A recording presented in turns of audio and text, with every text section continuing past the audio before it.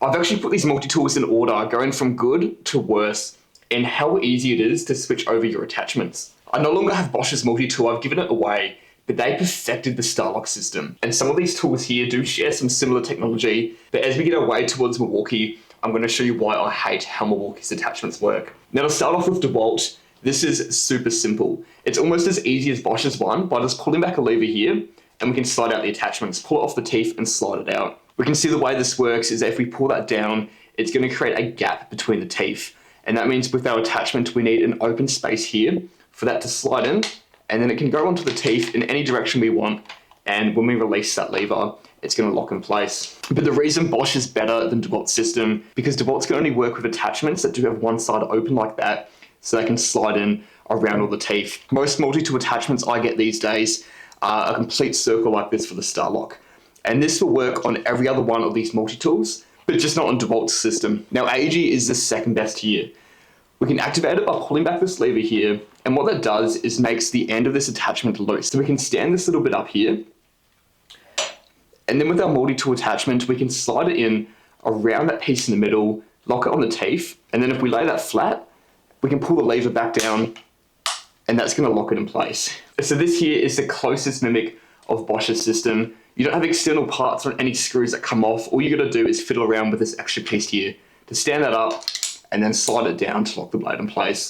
For Hikoki, we're looking at a very similar process. We'll pull that lever back at the top, and instead of flicking something up, we've actually got an external part that comes all the way out. It's not a screw, you can just give it a slight twist and it comes out.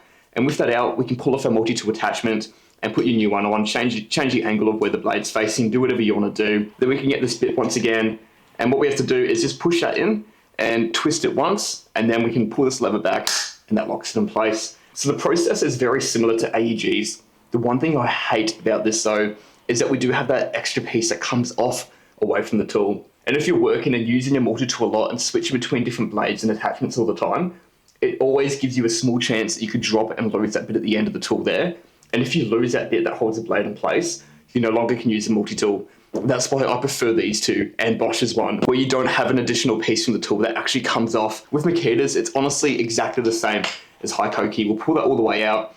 We've got a little bit here that we're just going to wiggle, and it comes all the way out, just like Hikoki's. The reason this one is worse though, is that there actually isn't any teeth holding your blades in place. So for example, I've got the sanding attachment here, which is for DeWalt's multi-tool. This does work on Hikoki's because it can clip in over those teeth. For Makita's though, it doesn't work. You can only use certain attachments that actually go through and fall into the groove of that multi-tool. Apart from the limited options and attachments though, it's exactly the same as Hikoki. We'll slide that in and lock it in place. And last is Milwaukee's, the multi-tool I hate the most.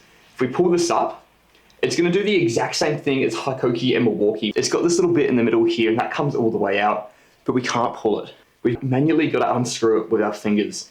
And the one good thing about this tool though, is it does rely on those teeth. So I can use DeWalt's sanding attachment there, and you can use most multi-tool attachments with Milwaukee's one. To put the attachment back on, we're just going to sit it on the teeth, and we're going to go through and re-screw this in with our fingers. We've got that same issue where we're taking a bit out that could get loose, but then it also takes that extra amount of time having to unscrew it and then also lock it in place.